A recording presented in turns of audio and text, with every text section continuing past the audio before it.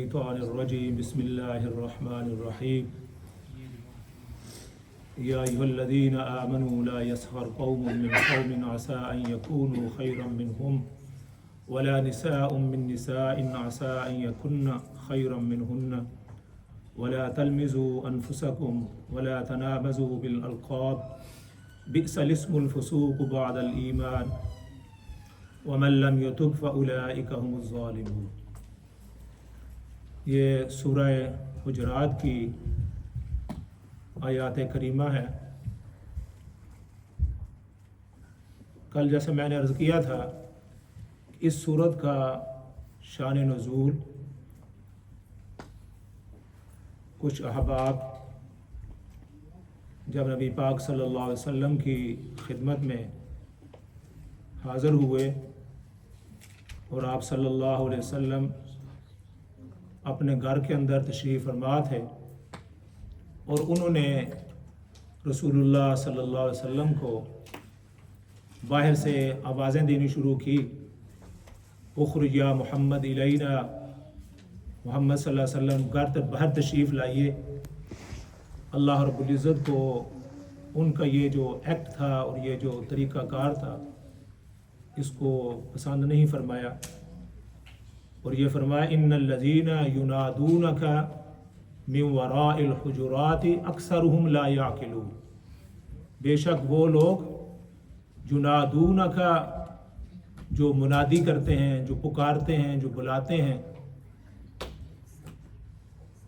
من وراء الحجرات یعنی آپ کے حجروں کے باہر سے، اکثرهم لا یعقلون، یہ لوگ اکثر ان میں سے عقل نہیں رکھتے، شعور نہیں رکھتے۔ وَلَوْ أَنَّهُمْ صَبَرُوا حَتَّى تَخْرُجَ إِلَيْهِمْ لَكَانَ خَيْرًا لَهُمْ، اگر یہ صبر کرتے، وَلَوْ أَنَّهُمْ صَبَرُوا حَتَّى تَخْرُجَ إِلَيْهِمْ کہ رسول اللہ صلی اللہ علیہ وسلم خود باہر تشریف لاتے، لَكَانَ خَيْرًا لَهُمْ تو ان کے لیے یہ بہتر تھا کہ یہ نبی پاک صلی اللہ علیہ وسلم کو آواز دے کر باہر بلائیں۔ تو اللہ رب العزت نے ایسے لوگوں کی تقصیر فرمائی، ان کو تنبیہ فرمائی کہ رسول اللہ صلی اللہ علیہ وسلم کی یہ شان کے خلاف ہے کہ ان کو جب آپ گھر کے اندر آرام فرما رہے ہوں اور کوئی آدمی باہر سے آئے اور اس کو آپ صلی اللہ علیہ وسلم کو آواز دے۔ اس کے ضمن میں علامہ شبیر احمد عثمانی رحمۃ اللہ علیہ اپنی تفسیر کے اندر یہ بھی فرماتے ہیں کہ یہ تو اس کا شان نزول ہے، لیکن یہ حکم ہر اس معزز شخص کے لیے ہے، علماء کے لیے ہے، کوئی معزز آدمی ہے معاشرے کے اندر، اس کے لیے بھی یہ قانون لاگو ہوتا ہے کہ جب وہ اپنے گھر کے اندر آرام کر رہا ہو اور یا کوئی بھی بات ہو، لیکن اس کو باہر سے، گھر کے باہر سے آواز دے کے اونچی آواز سے بلانا یہ آداب کے خلاف ہے۔ تو اس بات کا بھی انسان کو دھیان رکھنا چاہیے۔ تو اس صورت کے اندر ایک تو اس کا شان نزول یہ تھا، تو اس کے ضمن میں بے شمار جو احکامات ہیں وہ امت کو بھی دیے گئے، اور اس میں جو دو بنیادی موضوع ہیں، ایک تو حضور صلی اللہ علیہ وسلم کی مسلمانوں کو تعظیم اور آپ صلی اللہ علیہ وسلم کے ساتھ آپ کا رویہ کیسے ہونا چاہیے اس کے بارے میں فرمایا، اور دوسرا مسلمانوں کے جو درمیان اتحاد، اتفاق اور ان کا آپس میں میل جول اور آپس میں ان کا تعلقات اور آپس میں ایک دوسرے کو بلانے کا طریقہ کیا ہونا چاہیے، اس کے بارے میں بھی اللہ تعالیٰ نے جو احکامات مسلمانوں کے دیے۔ اس میں ایک اور بات بھی جو اللہ رب العزت نے اسی کے ضمن میں فرمائی، ان الذین یغضون اصواتهم عند رسول اللہ، رسول اللہ صلی اللہ علیہ وسلم کی موجودگی میں آپ صلی اللہ علیہ وسلم کی آواز سے دوسرے کی آواز بلند نہیں ہونی چاہیے، یعنی جب رسول اللہ صلی اللہ علیہ وسلم موجود ہوں تو کسی کی آواز آپ صلی اللہ علیہ وسلم کی آواز سے بلند نہیں ہونی چاہیے، اور اس کا حکم علماء نے یہ بھی لکھا کہ جس طرح آپ صلی اللہ علیہ وسلم کی زندگی کے اندر تھا، اسی طرح آپ صلی اللہ علیہ وسلم کی وفات کے بعد بھی اور آپ کی قبر پر بھی اسی طرح ادب و احترام اور آپ کی تعظیم کا حکم ہے۔ اس میں اللہ رب العزت نے یہ بھی شائع فرمایا کہ جو اونچی آواز سے بات کرتے ہیں ان تحبط اعمالهم وانتم لا تشعرون، اونچی آواز سے بات کرنا یہ اتنا بڑا جرم ہے کہ اس وجہ سے ان کے اعمال ضائع ہو سکتے ہیں۔ ان تحبط اعمالهم وانتم لا تشعرون، اور تمہیں شعور بھی نہ ہو۔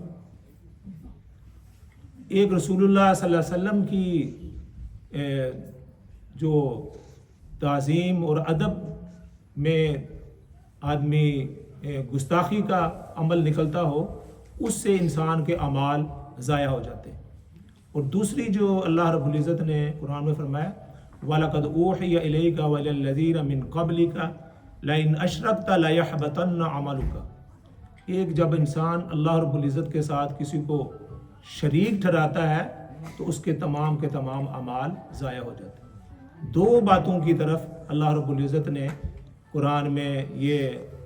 اشارہ فرمایا ہے کہ نبی پاک صلی اللہ علیہ وسلم کی موجودگی کے اندر آپ کی آواز سے دوسرے مسلمانوں کی آواز بلند نہیں ہونی چاہیے، اور دوسرا جو مسلمان اللہ کے ساتھ کسی کو شریک کرے گا تو اس کے اعمال بھی تمام کے تمام ضائع ہو جائیں۔ تو یہ رسول اللہ صلی اللہ علیہ وسلم کی تعظیم کے سلسلہ میں اللہ رب العزت نے یہ ارشادات فرمائے۔ اور اسی کے ضمن میں ایک اور بات یہ بھی ارشاد فرمائی گئی یا ایھا الذین آمنوا ان جاءکم فاسق بنبأ فتبینوا، یہ آج کے دور کے ساتھ اس کا بڑا تعلق ہے۔ جو جتنے بھی قرآن کی آیات یا صورتیں ہوتی ہیں ان کا ایک خاص شان نزول ہوتا ہے، کسی نہ کسی واقعے کے ساتھ وہ آیات منسلک ہوتی ہیں کہ ان کا شان نزول کیا ہے۔ ایک صحابی کے بارے میں آتا ہے کہ رسول اللہ صلی اللہ علیہ وسلم نے ان کو زکوٰۃ کا مال اکٹھا کرنے کے لیے ایک بستی کے اندر بھیجا۔ جب وہ وہاں ابھی پہنچے نہیں تھے تو پہنچنے سے پہلے ہی جو وہ بستی والے تھے وہ سارے باہر نکل کر کھڑے ہو گئے۔ تو ان میں سے کسی آدمی نے ان کو کہا کہ تمہاری اس قبیلے والوں کے ساتھ کوئی لڑائی بھی تھی، تو لہٰذا وہ تجھے مارنے کے لیے اور قتل کرنے کے لیے یہ سارے باہر نکلے۔ لیکن حالانکہ یہ بات اس کے خلاف تھی۔ بات یہ تھی کہ وہ ان کے استقبال کے لیے باہر نکلے تھے کہ رسول اللہ صلی اللہ علیہ وسلم کا نمائندہ ہمارے پاس آ رہا ہے تو ہم ان کا استقبال کریں اور اپنے زکوٰۃ جو صدقات اور جو ہمارے پاس مال ہے ان کے حوالے کریں۔ لیکن جب کسی آدمی نے ان کو یہ کہہ دیا کہ یہ آپ کو مارنے کے لیے آئے تو یہ صحابی جو ہیں یہ وہاں سے واپس لوٹ آئے اور جا کر مدینہ کے اندر یہ بات کہہ دی کہ وہ قبیلے والوں تو زکوٰۃ سے بھی انکار ہو گئے ہیں اور بلکہ جو رسول اللہ صلی اللہ علیہ وسلم کے نمائندے تھے ان کو بھی قتل کرنے کے لیے آمادہ ہو۔ تو یہ بات خلاف واقعہ تھی اور اس کے اندر کوئی حقیقت نہیں تھی، اور اس سے یہ مدینہ کے اندر یہ بات چل گئی کہ جا کر ان کا مقابلہ کیا جائے کہ ان کی جرت کیسے ہوئی، لیکن وہ اس کے خلاف تھا۔ تو اللہ رب العزت اس موقع پر یہ آیت نازل فرمائی یا ایھا الذین آمنوا، اے ایمان والو، ان جاءکم، جب تمہارے پاس کوئی فاسقن، کوئی ایسا فاسق آئے، کوئی بات لے کر آئے، فتبینوا، تو اس کی تحقیق کر لو۔ آج کے دور کے ساتھ اس کا یہ تعلق ہے کہ آج کل انفارمیشن اور باتیں اور خبریں وہ ایک سیکنڈ کے بعد آ رہی ہیں، منٹ کے بعد نہیں۔ پہلے کوئی خبر آدمی کو ملتی تھی کہ پاکستان میں کچھ واقعہ ہو گیا یا کسی اور جگہ پر، لیکن وہ ابھی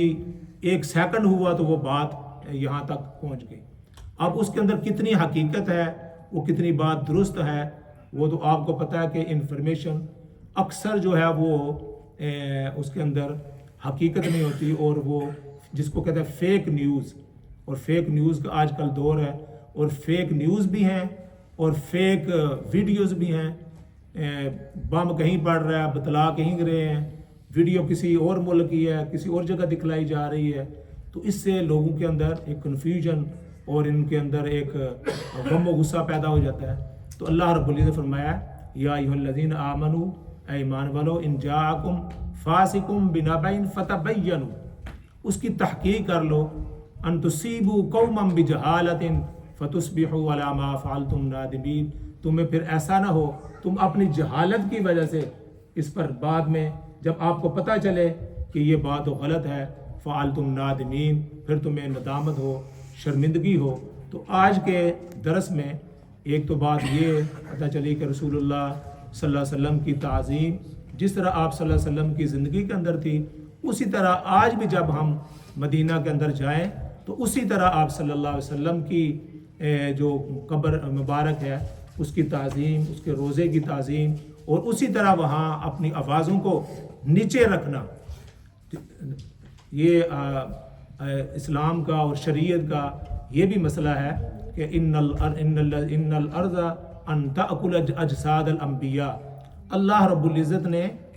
یہ زمین پر اور مٹی پر یہ چیز حرام کر دی ہے کہ وہ انبیاء کے جسم کو کھائے۔ انبیاء کے جسم کو مٹی نہیں کھا سکتی۔ ان الارض ان تأکل اجساد الانبیاء، اللہ رب العزت نے حرام کر دیا مٹی پر کہ وہ انبیاء علیہ الصلوۃ والسلام کے اجساد کو کھائیں۔ اور یہ مسلمانوں کا یہ عقیدہ ہے کہ رسول اللہ صلی اللہ علیہ وسلم اپنی قبر کے اندر حیات ہے،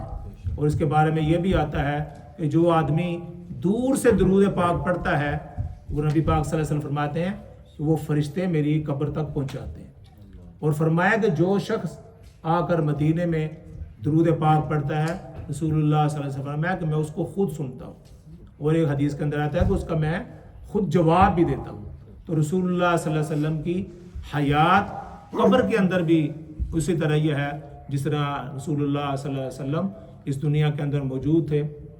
پچھلے دنوں ایک بات کہہ کے ختم کرتا ہوں کہ آج کل یہ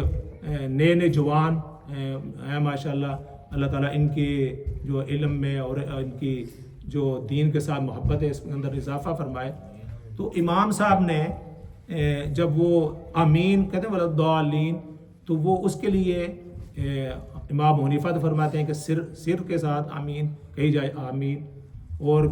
امام شافعی اور دوسرے امام احمد کہتے ہیں اس کے جہر کے ساتھ، لیکن اس کی بھی ایک لمٹ ہے جہر کی۔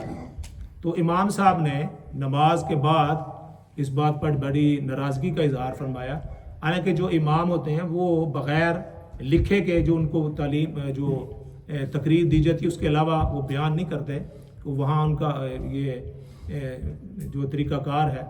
لیکن امام صاحب اتنے غصے میں آئے اور انہوں نے نماز کے بعد کہا کہ میں نے جب نماز ہوتی ہے تو دیکھا گیا کہ کچھ حضرات جو آمین کہنے والے ہیں وہ آمین کے اندر جہر نہیں کرتے،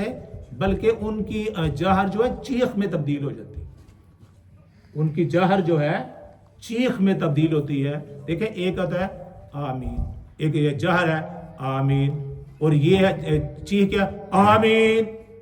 یہ ہو گیا جہر۔ تو انہوں نے اس کے ضمن میں یہ ارشاد فرمایا کہ رسول اللہ صلی اللہ علیہ وسلم کی جو روزہ ہے اس کے یہ آداب کے بھی خلاف ہے کہ آپ اتنی اونچی آواز میں آمین کہتے ہیں، تو اپنی آوازوں کو اخفا صوتہ، اپنی آوازوں کو پست رکھیں،